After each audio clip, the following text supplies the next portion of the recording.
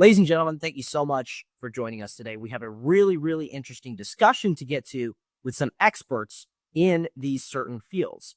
So, right now, higher education is kind of at a crossroads. What we've been experiencing lately is that the liberal stranglehold over the higher education system in the United States is starting to fracture, leaving us with a very peculiar question of should we return to the classical education that we once lost, or fight fire with fire and bring conservative principles into the classroom and to kind of combat all of the liberal ideologies that have taken over our universities across the country.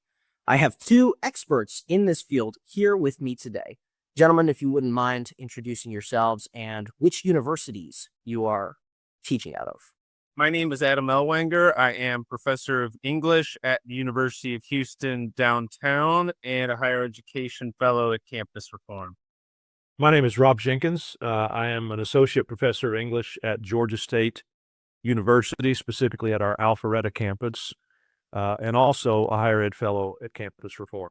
Awesome. Great. Well, gentlemen, thank you so much for joining me today and for taking part in this very critical discussion that probably a lot of people are wondering the same question around the country about what do we do? Where do we go as a higher education entity, if you want to think about it in that way? So, Adam, I'll start with you. Do you think that we should be returning to the kind of education that we all think about, a traditional classical education that we lost when the leftist liberal professors and ideologues started taking over our universities? Or do you think that we should combat that with the same tactics that they used and bring conservative principles into the classroom? Well, I think that for starters, the classical liberal approach to education was never politically neutral.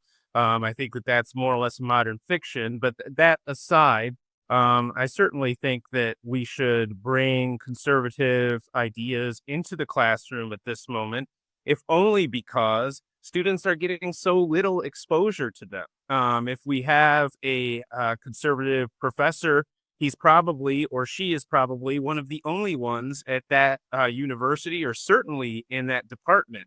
I think we owe it to students to expose them to the ideas that inform those traditions of thought. That said, I think it's going to be a long time before conservatives are in a position to reclaim the university, so to speak. And how about you, Rob? What would be your position on this topic? Well, first of all, I'm not sure that your proposition, whether we do, bring back classical education, as you put it, or inject conservatism into the classroom. I'm not sure those two things are mutually exclusive. I think Adam is right that the academy has never really been balanced, open. I think it's always leaned left. At least, I mean, I've been in it for 40 years now, and it's leaned left as long as I've been in it. Although there was a time when you didn't necessarily risk your livelihood just for saying something that didn't conform to the orthodoxy. That said, I do believe that many of the ideas that a classical, quote unquote, liberal arts education is based on are inherently conservative. I think Aristotle is inherently conservative, for example. I think if you study the works of Shakespeare, I think there's a certain amount of inherent conservatism there, because to me, conservatism is really about truth. And when people say true things, they tend to be what we would define today as conservative. So, that's kind of my focus, is to say true things and to expose my students to things that are true. Russell Kirk, are you familiar with the conservative writer Russell Kirk from the 1950s and 60s? He wrote a book called Enemies of the Permanent Things. And of course, the enemies of the permanent things are what they called back then liberals. We would call them today leftists, which I think is probably a little more accurate.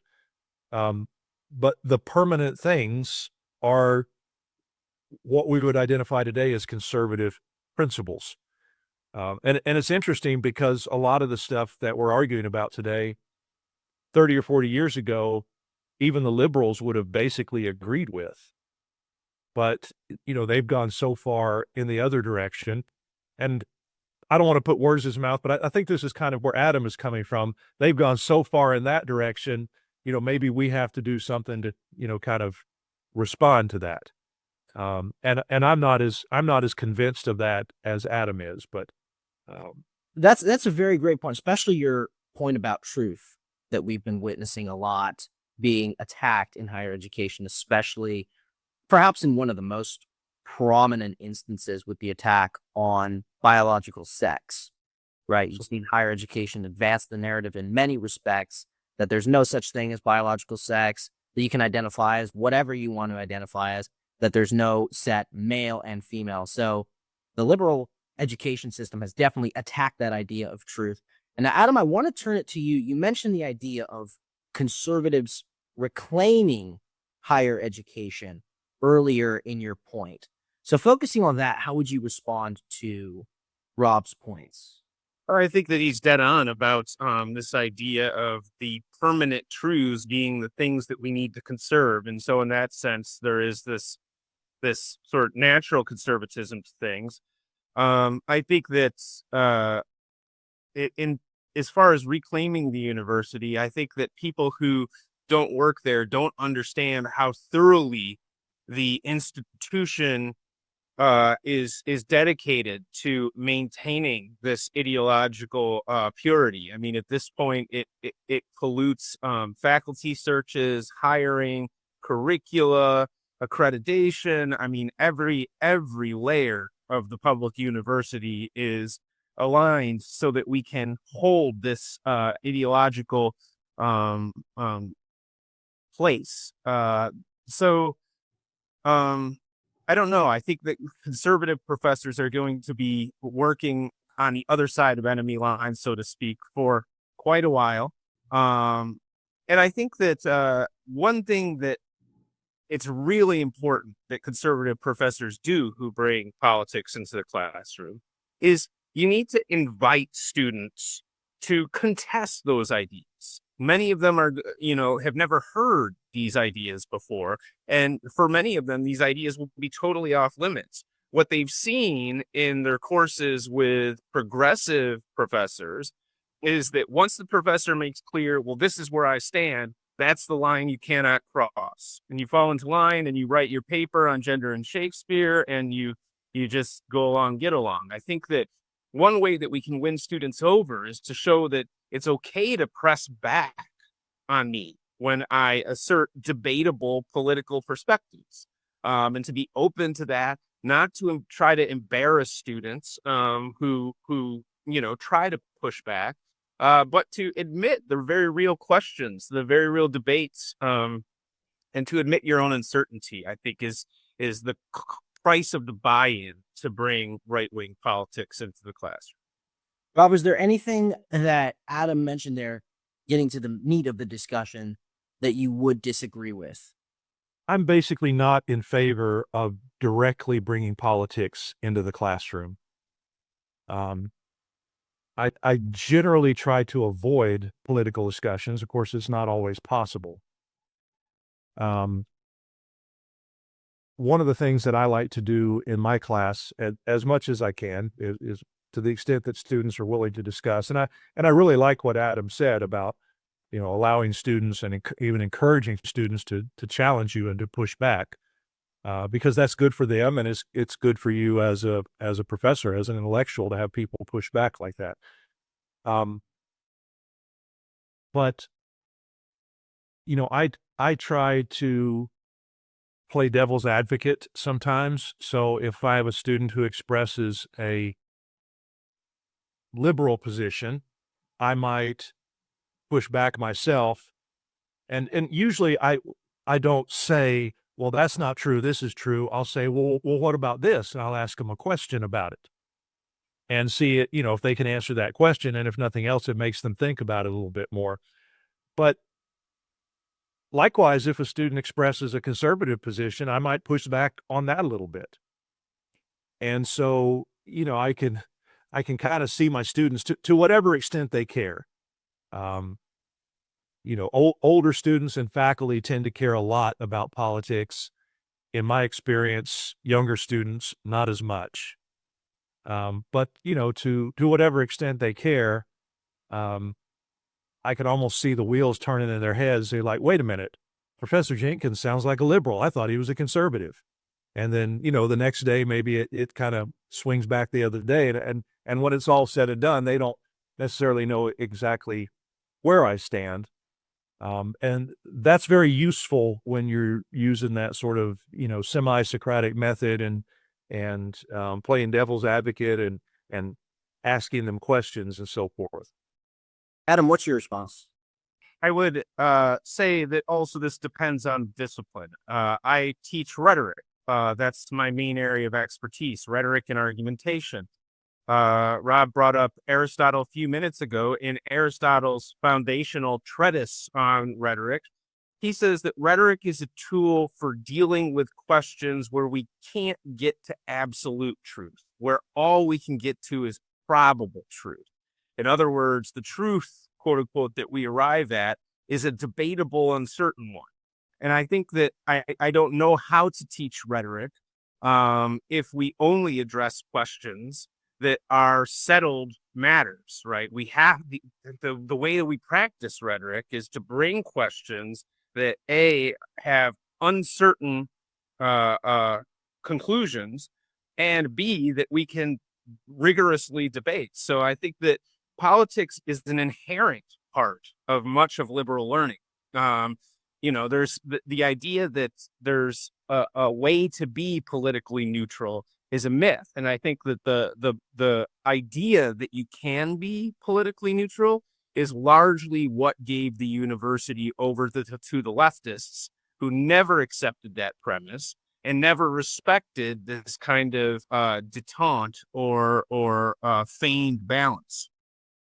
Adam, let me ask you a question directly. It's kind of shop talk a little bit.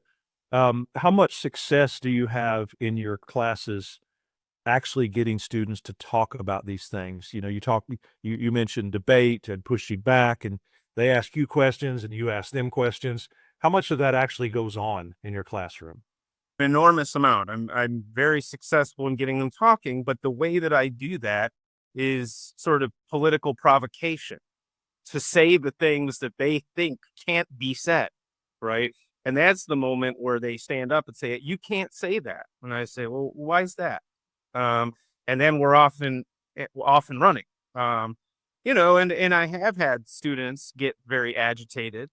I think once or twice in my 20 years of teaching, I've had a student get up and walk out of the room. But generally, I really try to engage the students in a spirit of openness, and I also use a lot of humor. And so I think that sort of relaxes the stakes of these conversations a little bit. And then I also try not to be offensive. There's a difference between being provocative and deliberately offensive. And I try to stay on the provocation side of that line. Rob, interesting question that I have for both of you, and I'll start with Rob. Your approach of playing devil's advocate and pushing back on liberal ideas to prompt a student to think, or pushing back on conservative ideas, prompting a student to think.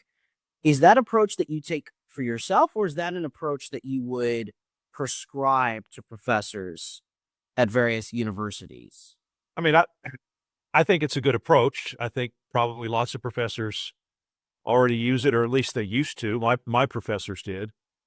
And, I left graduate school in the 80s. I mean, I've been out of school as a student since then. And I honestly don't remember any of my classes being overtly political or getting into overtly political discussions.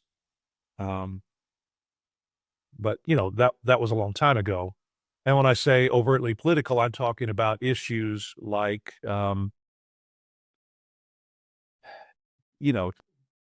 all the things we argue about taxation. And of course, transgenderism wasn't even a thing back then. That's one of the things I was talking about when I mentioned that, 30, 40 years ago, liberals and conservatives agreed on pretty much everything. Now, about as close as my professors would get is that, every now and then one would make a snide remark about Ronald Reagan. But, yeah, that's how long ago we're talking about. But, Will, this may be getting off subject just a little bit, but when I was at the University of Tennessee in graduate school, we had a very well-known poet at the time. Her name is Denise Levertov, who came and did a poetry reading at our university. And I love poetry, and I have attempted at various times in my life to write poetry, not very well, but and this was a woman who was in our textbook. She was in our American Lit anthology, and I thought, wow, this is an amazing opportunity to go hear one of our greatest living poets. So I went, and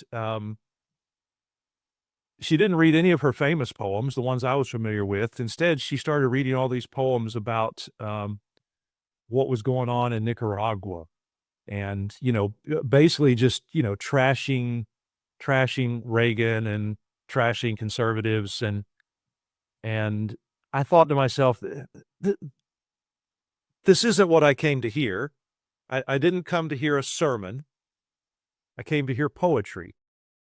And Adam mentioned students walking out of his class. I got up and walked out of the lecture hall, and that gave me a real antipathy, I guess, to injecting politics directly into the classroom.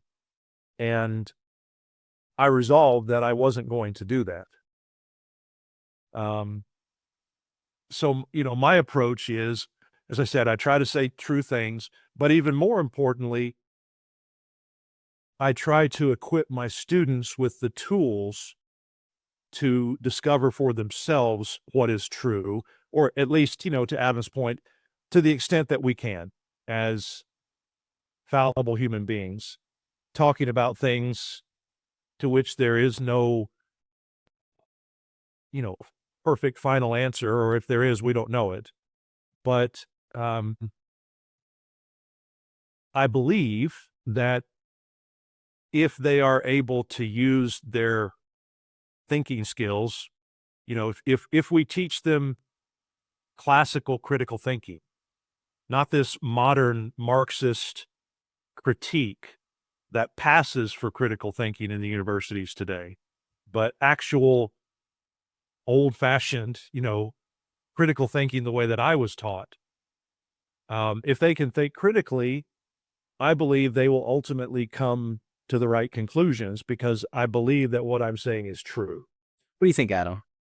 I think that critical thinking is a dangerous term. I think in some sense, all disciplines do critical thinking, and in some sense, thinking itself is critical by nature.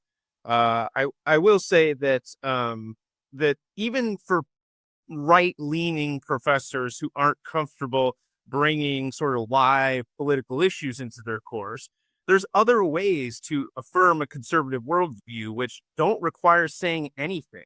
A lot of classroom management techniques are a way to demonstrate conservative principles. Stop putting your desks in a circle, right?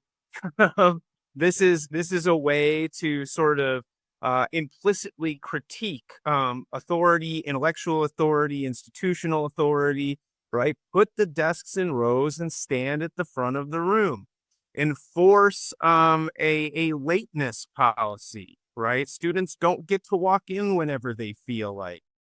Stick to your attendance policy. Don't use a grading curve, right? Give a lecture rather than have a conversation. Many of the classroom management and content delivery assumptions are shot through with progressive ideas, right? There are ways to assert by how you run your course, not by what you say, right? That affirm conservative ideas of order, of authority, of personal integrity, of honesty, these kinds of things. And I think that a lot of times conservative professors who are a little reticent to bring in live political issues think their hands are tied, and they're really not. Those are really good points. When I was still a relatively new professor coming up in the profession back in the late 80s and on through the 90s, still going to all of these trainings, so much of what we were taught just turned out to be nonsense. The whole, Adam, you probably heard this phrase, you should, instead of a sage on the stage, you should be a guide on the side. And, I was 30 years old and I'm listening to this stuff and I'm thinking, well, okay. I mean, that sound, I get it. And it doesn't work. For one thing, to your point, Adam, you're completely surrendering your authority. And what I discovered is that there are some students and all students at times who need a guide on the side, maybe, but most students need a sage on the stage. And, I'm not the smartest, most knowledgeable guy in the world, but compared to them, I am a sage. And so, I'm going to stand up on that stage and I'm going to say things, and invite them to chime in as well. And Adam, I confess, I don't have as much success getting them to chime in as you do. That may be partly because I teach at 7 a.m. But it may also be partly because I don't say as many provocative things. So I need to give that some more thought. Have you gentlemen experienced liberal pushback have you seen it firsthand in your respective universities? Liberal pushback to conservative ideas on your campuses? Absolutely. Every semester there's some story that I could give you about either institutionally sanctioned pushback against conservative ideas or professors, or just sort of social opprobrium that is meant to keep people into line. And a lot of this is done just in the hallways, right? How people treat you, and they will treat you in such a way, if you say certain things that make it clear you can't say that if you want to, win the respect of your colleagues. So there's a lot of formal and informal censuring of conservative professors and ideas. Well, practically everything that goes on in a university is a repudiation of conservative ideas. I mean, it's just and a lot of it isn't necessarily even intentional or overt. It's just a mindset. Practically all of my colleagues, although let me take a little parentheses here and say, not as many of my colleagues as I thought, because since I started speaking out, writing for Campus Reform and other outlets, I've gotten a surprising number of emails or text messages or DMs from colleagues at my university saying, thank you for saying these things. Now they're not gonna say them, but they're glad somebody is saying them.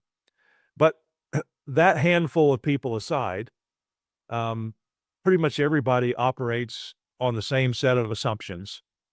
And I'm sure Adam can relate to this. It's interesting to be in a room, a faculty meeting or some sort of training or whatever, and people are saying things and, maybe making jokes or whatever, and they just assume that everybody else in the room agrees with them. And it's really kind of an amazing thing to see. And when they discover that you don't necessarily agree with them, they're like, well, sometimes they get angry, sometimes they get offended. If they're a decent human being, they might try a little harder, not to offend you. But if you mean direct pushback against me personally, I haven't experienced very much of that. And maybe it's because I'm not as outspoken in the classroom. I don't know. I'm certainly outspoken outside the classroom. And, I know for a fact that people, including people in high places, are reading those things because, it kind of gets back to me at times. But no one has ever. One time, and this was years ago, I was actually a dean at the time. And I had written something for the local newspaper about a controversial topic in our community. It wasn't political in the sense of, left versus right or conservative versus liberal, but it was a big political issue in the community. People were divided about it. And I wrote kind of a satirical piece addressing it. And the president called me in. He said, "Rob, as a dean, you can't say these things." And I thought to myself, well, okay, I get that. I'm not speaking as I'm a representative of the university and of the administration. But I also started thinking, well, maybe I don't want to be a dean anymore then, if I can't say what I want to say. And it took me a few more years from that point to figure a path out of administration, but that was the genesis of it. So, but beyond that, I haven't really had much pushback personally. Have you, Adam? Have you had department chairs or others? Oh, absolutely. I've had Title IX complaints filed against me for expressing viewpoints that are anathema to the dominant university consensus. When By students or by administrators or colleagues? both, and all of those were unsuccessful. Right. Upon investigation, I was exonerated in every case. One of them proved to be entirely fraudulent. The university had coached the student on what to write. But I've had other times, for example, my colleagues in that awful summer of 2021 wanted to have a department anti-racism statement. And rather than tell them they can't do that, right, and that's a dumb idea, which it was, right, I told them, do what you want. Just don't phrase it so that it speaks for all of us. Like we, the professors, the English department, right? Because it doesn't, I don't agree with this. So don't act like I'm a party to it. They went off, they wrote their thing, and it said, of course, we, the English professors, blah, blah, blah. And then our chair said, hey, this is done. It's already on the website. We can make some revisions to it next semester. But the committee is dissolved for this semester, so there's nothing that can be changed now. And that got me very angry. And so I actually wrote an op-ed for Campus Reform, critiquing the statement that they produced and disavowing it in my name. And that quite embarrassed the university. And after that, the administration took down the anti-racism statement. Well, as you can imagine, my colleagues were very, very, very unhappy with me, right? And actually went so far as to accuse me of hacking the website to take the statement down because the administration wouldn't admit that they were the ones who did it, right? Because they were afraid to face down the leftist zealots, right, who were furious that this thing had been taken down. Now, I will, say this in terms of the only times battles I've won and been able to successfully defend myself has been in publicly humiliating the university. I found that that's the only thing that really scares them. They're not afraid of anything except for bad press. And so I think that the way sunlight's the best disinfectant, the best way to fight sort of the stranglehold that the left has in education is just to show the public what's going on. And usually they demonstrate a lot of cowardice. They're not willing to defend the ideas once they're in the broader public realm. Wow. And that is a very useful function that campus reform fulfills. So I'm very happy to be associated with campus reform. I will also say that they are remarkably bold, even in the face of the changing political tide. So in the state of Texas, obviously, the Texas legislature banned any DEI, banned all this stuff. I'll give one example. So my university had a Center for Critical Race Studies. Of course, critical race studies doesn't exist in education, we're told, but somehow my university had a Center for Critical Race Studies. So I asked the university, the administration, okay, they passed this law. You can't have this sort of content. Are we going to close the doors on this thing? No. Okay. But then once it came to light that we still had this, they changed the name from the Center for Critical Race Studies to the Center for Social Inquiry and Transformation. Right. But then when the Center for Critical Race Studies people got angry at the imposed name change, the dean said in an open forum, the mission of the center remains unchanged. Okay. So in other words, they're saying, yeah, we'll change the name for you, but we're going to keep doing whatever we want. Right. And I mean, this is the thing, is that these sort of victories that conservative legislatures in some states are getting against the universities are really kind of hollow in a lot of ways.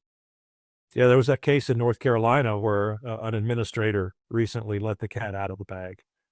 And she basically said, we're just, 'cause I think some faculty were pushing back on her, why are we changing the names? And she's like, we're doing exactly the same things. And, she got caught on video and ended up getting fired. But that's just the university covering its butt because they want to do it, but you're not allowed to tell people you're doing it, I guess. I don't know. We've gotten kind of far afield now from Will's central question, politics in the classroom. And Yes, we have. I want to give him an opportunity to sort of recenter this discussion. Absolutely. Well, no, those points are fantastic, and it's always good to take the discussion, where it needs to go and address things that a lot of people, especially people in higher education, are either afraid to discuss or they're simply suppressed from discussing those specific points. Bringing it back a little bit to politics in the classroom as we start to close out here, do you gentlemen believe that there is any value in a professor taking either an overtly conservative or an overtly liberal stance on a particular issue with the sole purpose of giving students a reference point, kind of a goalpost, so to speak, about, okay, this is what this type of ideology, this is an individual who kind of espouses certain ideas, and that, to kind of give students a reference point for forming their own ideas. Do you professors believe that there is value in that? Well, it's kind of interesting because there are certain values that, when I was younger would have been considered quote unquote liberal values, that I believe, for example, racial equality. That was a liberal value when I was a graduate of school, when I was, early in my career. But of course I never disagreed with it. But nowadays, it's flipped to the point where racial equality is a conservative value. I mean, I think it was always a conservative value, but the myth was that, conservatives are a bunch of racists, and so they don't really believe in racial equality. They want to keep black people down, and now if you talk about racial equality, that kind of marks you as a conservative, but it is still a liberal, lowercase l, value. And yes, I believe there's great value in saying those things and in um, living those beliefs in the way that you conduct your classroom.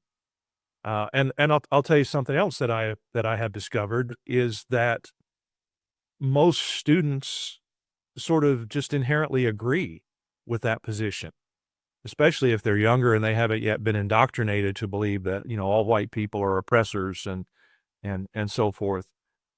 They just sort of inherently believe that, yeah, we should treat people the same. Um, and so that there are certain values that I, maybe a better word here is universal. These are universal values, and they used to be claimed by the left, but the left has pretty much rejected them nowadays. So it's just funny to me that there are certain things you can say that pretty much everyone used to agree with, like Will, to your point earlier, a man can't be a woman. That immediately marks you now as a conservative. And so, if you're saying true things, it's hard not if students are thinking about it, which some of them are, some of them aren't. It's hard not to leave the impression that you're a conservative.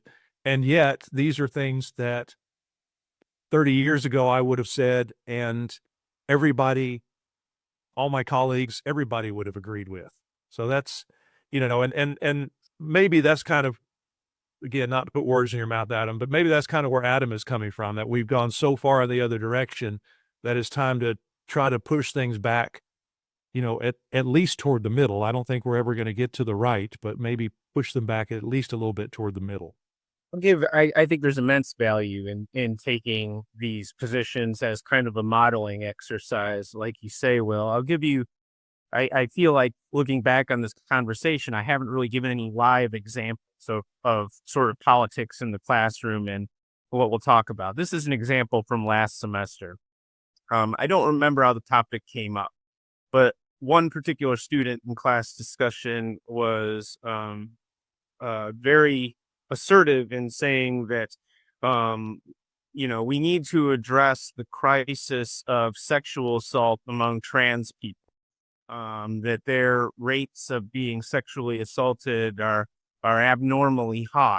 And I said, to the students, well, why do you think that is? Hatred, bigotry, blah, blah, blah, blah.